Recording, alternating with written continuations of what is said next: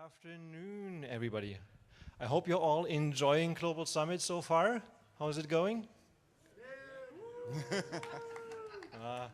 Okay, sounds good.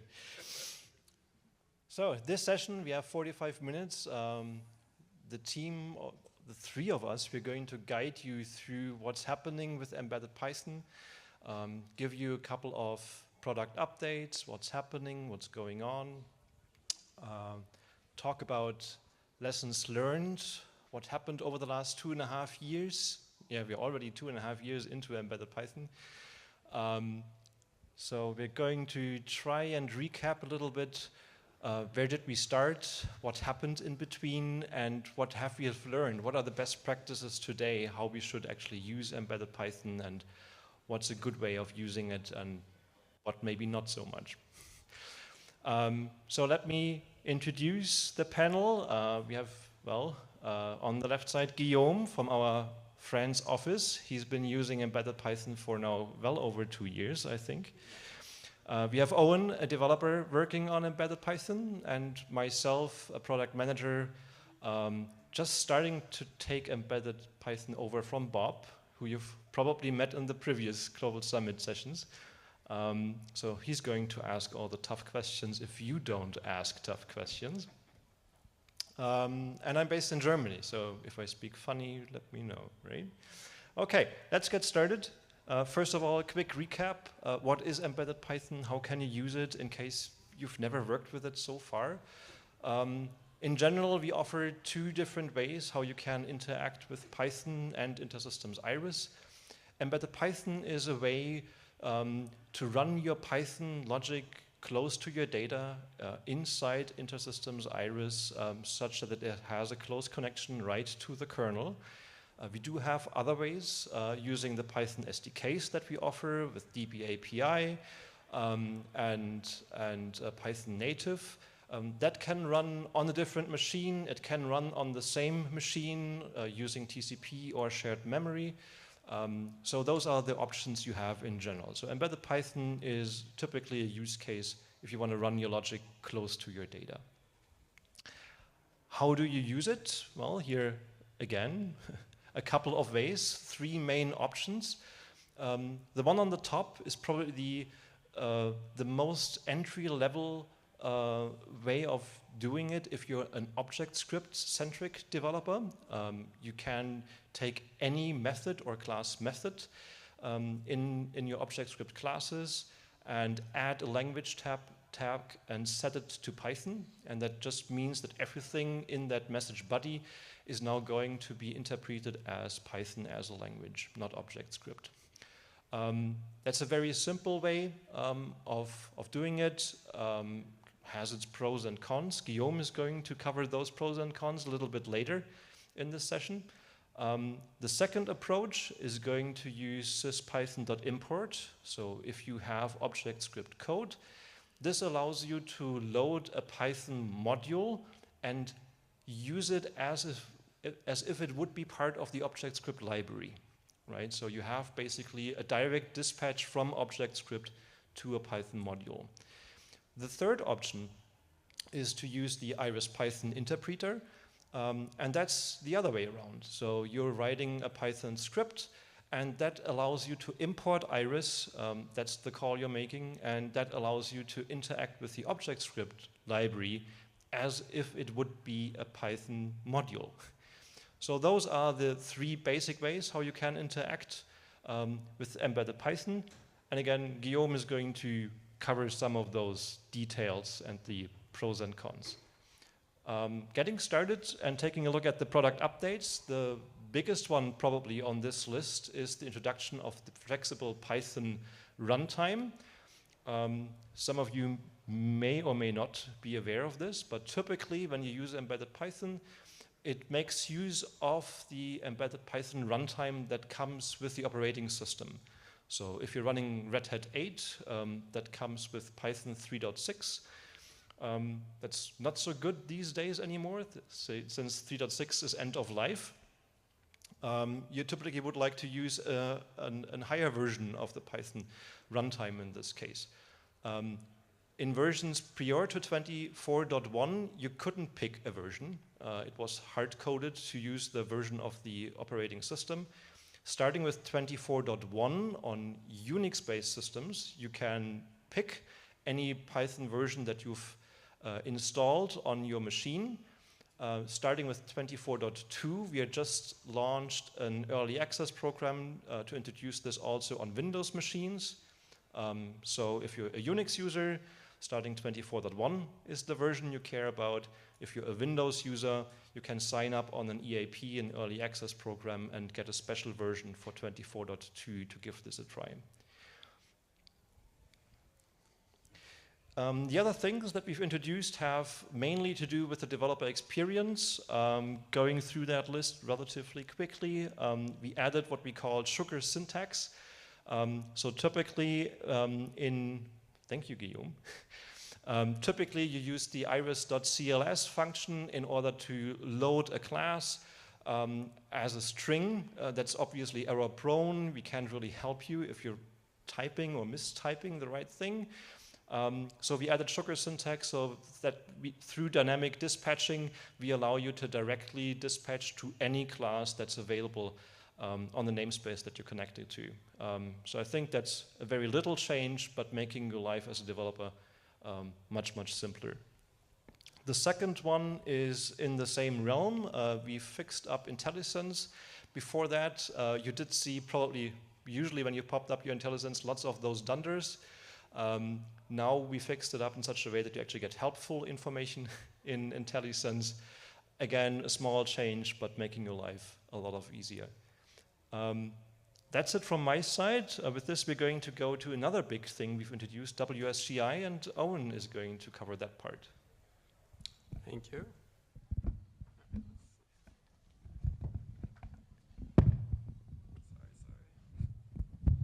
need to use the keyboard for this part. All right, so WSGI is Python's standard way for Python web applications to communicate with a web server. So usually you do that through Python web frameworks like Flask, Django, Fast API, and you would use a web server like Apache, like Nginx, and you could very easily make these web applications. So what we've done with WSGI is we've basically made it so that an IRIS instance can act as a WSGI web server. So that means you can write a Flask app, a Django app, whatever you want, in embedded Python and have it be served up by an IRIS instance, which is really cool. So I'm going to do a little demo just showing you how you would get started. And I'm going to do two parts. So the first part, I'm just going to show you how you make a Flask app, and then serve it on an IRIS instance, and just show a little bit about the power of what you could do. And then I'm going to show something a little more involved, kind of where you could go with it. So first things first. Just a quick note, there's still a couple of seats left in the front row if you want to take a seat.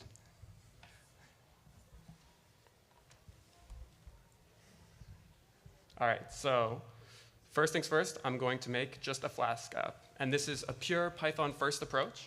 So I'm just going to go to the Flask website here. Going to grab the quick start, literally just going to copy it. This is going to become our Flask app. So I'm going to make a directory here called Flask example that you can see I was doing earlier as well. And then I'm just going to go into a Python file here.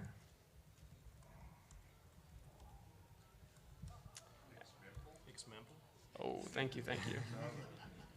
It doesn't matter. It could be example if you wanted. All right.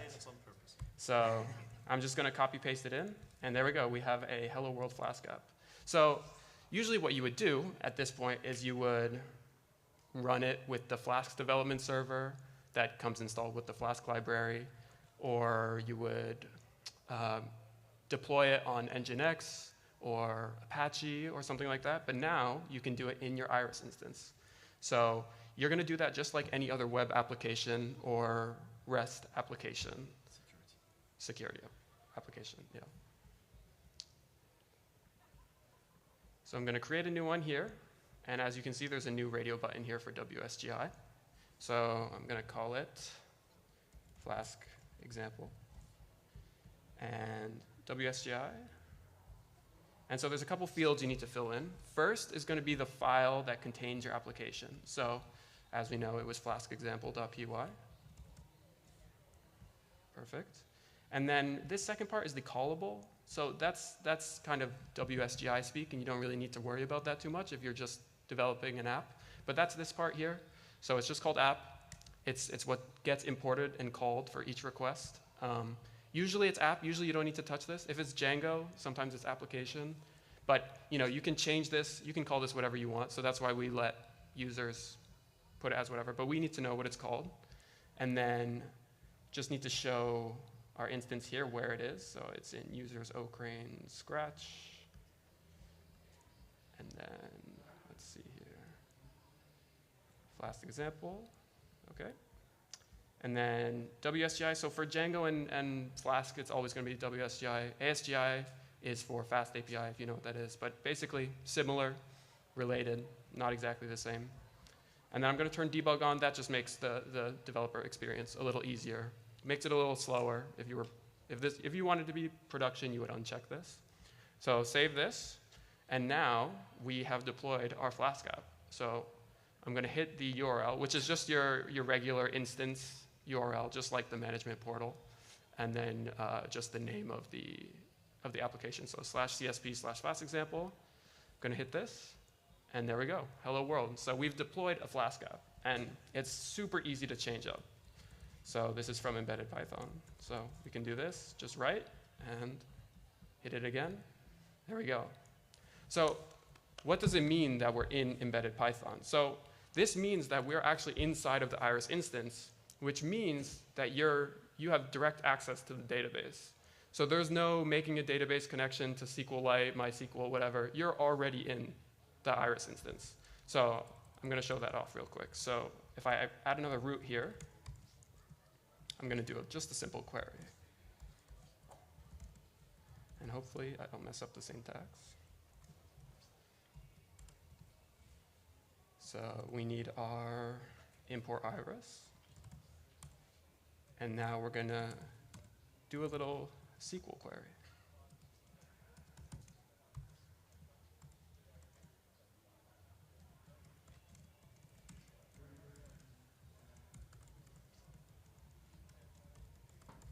So we're just looking for all the names in the class definitions. And then, now that we're here, we can just print out every row. And then, query's done. All right, let's see if I got everything right here. Looks good. So now I need to, so when you add a root here in Flask, this is saying it's the base URL plus whatever. So now it's query, so I just add query to the end here. And boom. Look at that. We've gotten everything from the database, all the names, and at the end, query done. Very cool. So this is really powerful, right? Because you can build an application that makes use of a database, and you're already there. You're already within our instance. So let me show you something that's very easy to set up with Django instead now that's a little more sophisticated, because this is just printing out, text on a screen. It's not, doesn't mean much. But it's really easy to build very sophisticated applications with Django or Flask and things that look really cool, look very modern. So what I've done is I went to GitHub. I found this random Django project. I don't know who built it. I haven't looked into too much. I downloaded it. Pip installed the requirements. And then I deployed it with IRIS. I did a little bit of moving around with static files, full disclosure. But for the most part, it was very easy. It was as easy, if not easier, than deploying a WSGI app on Apache or Nginx.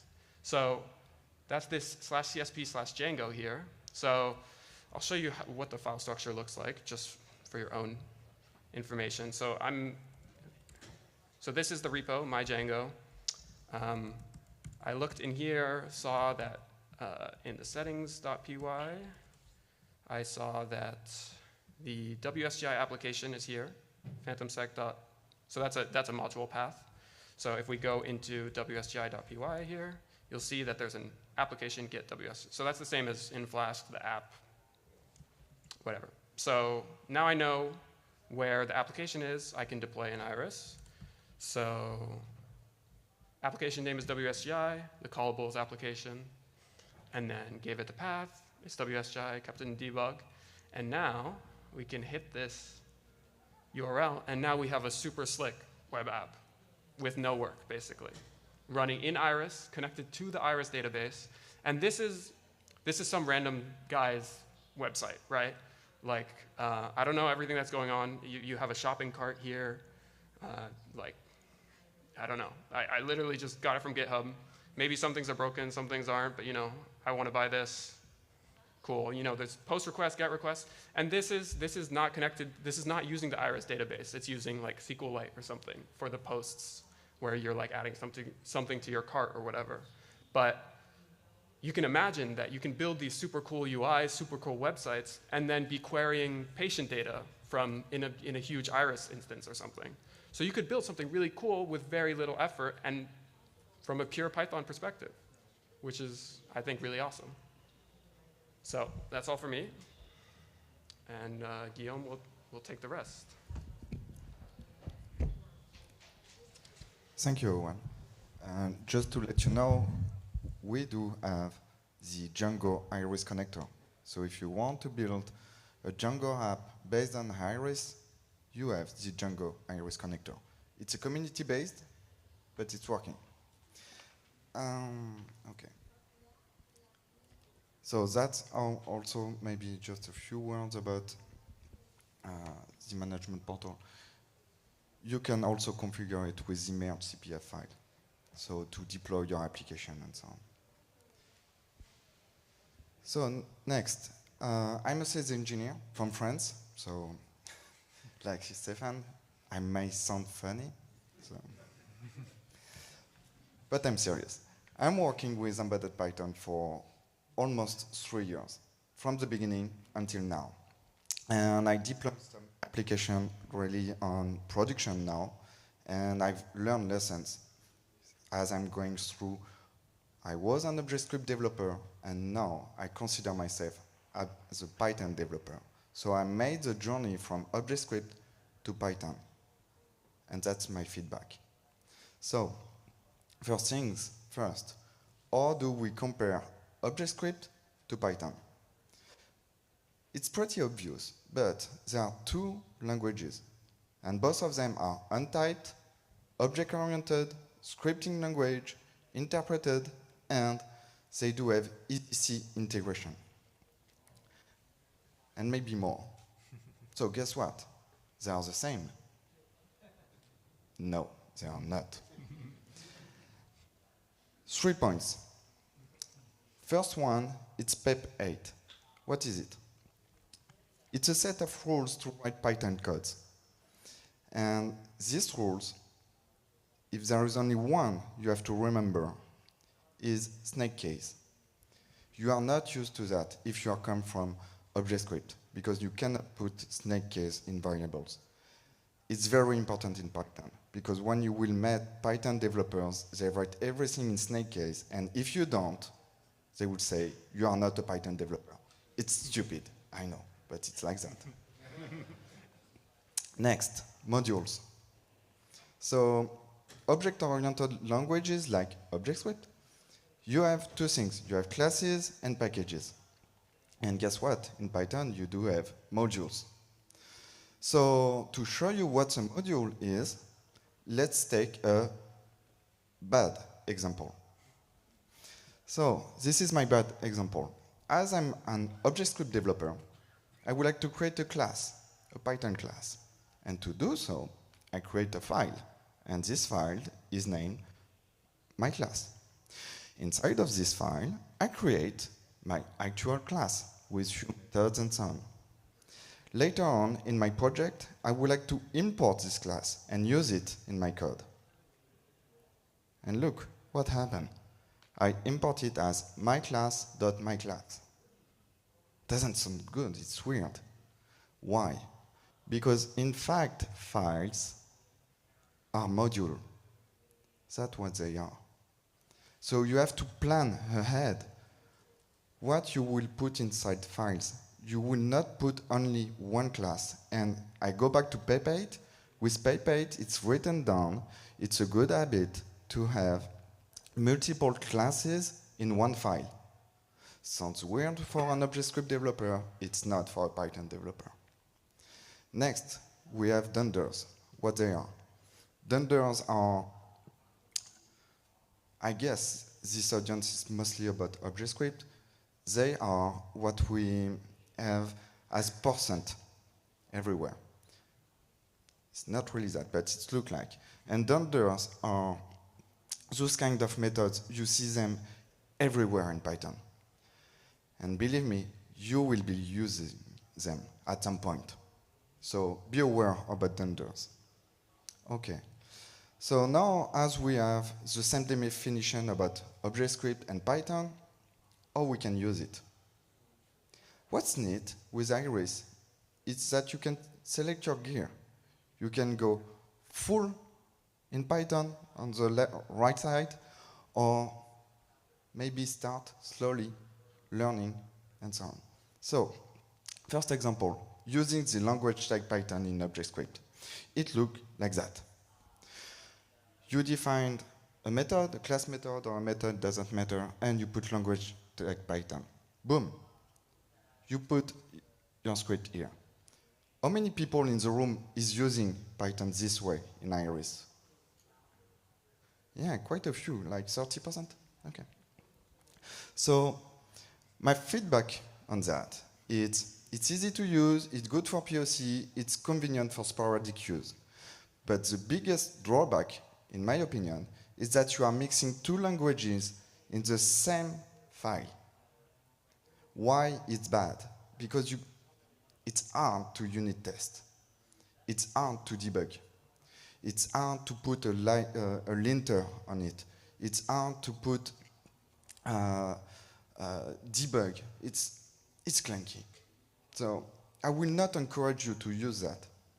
So, or we can solve this problem. Maybe using the import function.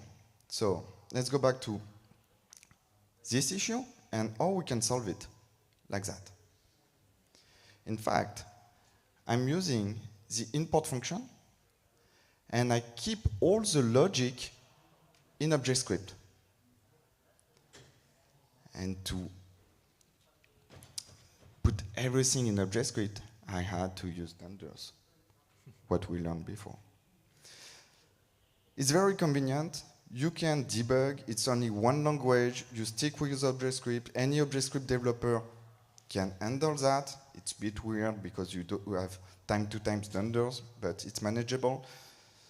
But you need to know two languages, and you need to know them well. Last part. Use the Python first approach. Do everything in Python. And how to do that? WSGI. Let's go. Now you have, today, an entry point inside of IRIS to go Python first. You don't need anymore to write your Python code inside ObjectScript classes. Another way around, it could be IOP. Do you know IOP, what it is? It's a community library that helps you to develop interoperability production in Python first. Here is an example. On the left side, you have it in ObjectScript. On the right side, you have it in Python. You just import business operation, or business process, or business service, or whatever. And everything is in Python. If you want to learn more about IOP, Django, DB API, and so on, we will be there with Owen and I. And everybody who would like to speak about Python can join us at Tech Exchange. So to conclude about this part, about this learning feedback, you can choose your gear. You are not obliged to go Python first. You can get up to speed one step at a time. That's what we need with IRIS. We don't say, do it this way, come as you are. The roadmap. Should I speak about the roadmap? Yeah? Okay. Do you want him to speak about the roadmap? Okay. It's not a closed roadmap. I would like to gather your feedback. If you have something in your head, please come, speak with us. Maybe we can arrange, maybe we can find some solution.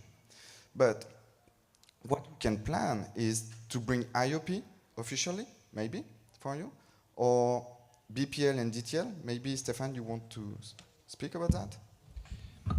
Yeah, so obviously we also have the interoperability engine within InterSystems IRIS, and so far that didn't support embedded Python, so that was relatively hard to use. We did introduce support for embedded Python with the BPL editor in 24.1. We're currently working on expanding this with the DTL editor, so that's something that will probably see the light of day either with 24.2 or 24.3, still working out the details. But that's the next thing on the list.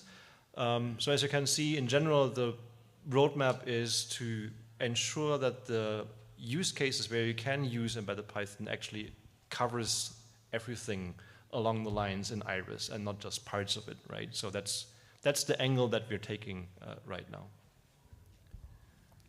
Next, maybe we plan to support VMs and Conda. So that's a way to isolate your Python code from the OS. And maybe persistencies. Maybe create directly persistent class in Python and have it in IRIS, like %persistent. To conclude, in my opinion, today we have the Python community and the IRIS community. And the aim with embedded Python is to make these two communities join together. And we tried it this way. We say maybe we can bend the Python way and habits and make it compatible with IRIS, with language tag, for example. In my opinion, it doesn't work. It doesn't work that way. Maybe we can go the way around. It means IRIS do have a spirit, a way of working that's compute close to the data. So maybe we can bend IRIS and do something else. No, that doesn't work like that. Maybe the truth is in fact in between. And if we find the right spot, maybe we will find love.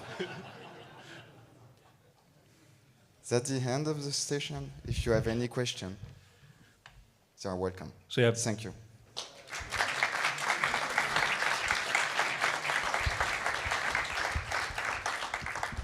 just quickly going back, before we break, obviously, please, we want to take your feedback. So in your cVent apps, make sure to pick those sessions that you attended and submit your feedback to the session, whether you liked it or what we can improve. That's always valuable to us. And as mentioned earlier, we are currently running a couple of early access programs, including the flexible Python runtime for Windows. So if that's of interest to you, please sign up for it, and we're happy to enroll you to that. I have a tech exchange session where I'll do something very similar to what I did here at 4:45. If you want to talk one-on-one, you can come to that. If you just want to see it again, you can come to that. I'll be at the tech exchange the whole time, so please come talk if you're interested at all, need some explanation. Me and Guillaume are very happy to talk. Yeah, and now we have 5 to 10 minutes, so if you have any question. Or, I don't know if we have a recording of that. I saw you taking a recording. Yeah, you do have a question?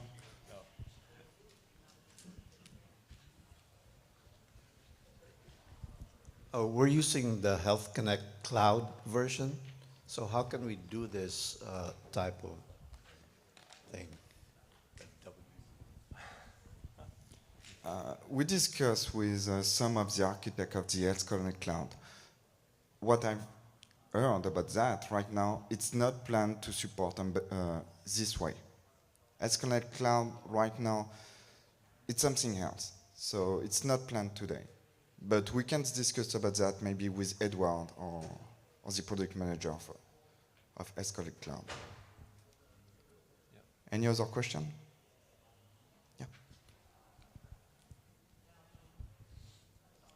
Yeah. So let's say that I want to use the pure Python approach, but I'm not ready to convert like large chunks of my application over from a cache object script to Python.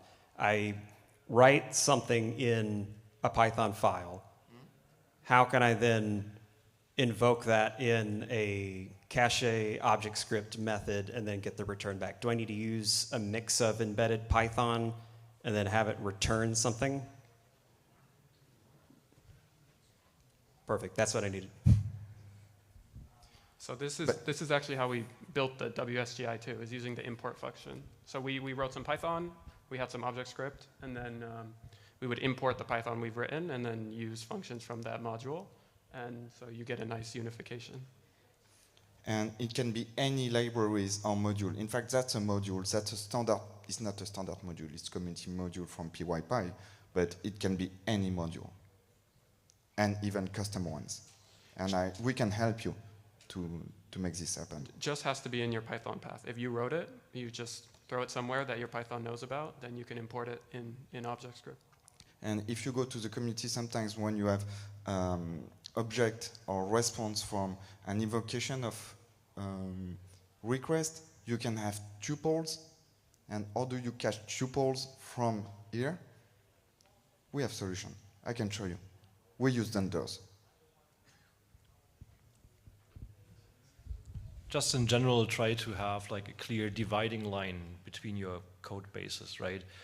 Don't call out using the import function and then in your Python code again call back to object script functions that then again call to Python. That's going to be a nightmare, right? Try and stay clear, have a clear contract between those two environments, and then you're going to be happy. Any other questions? No? Good. Maybe see you at Tech Exchange, and thank you for your attention. Thank you. Thanks, everyone.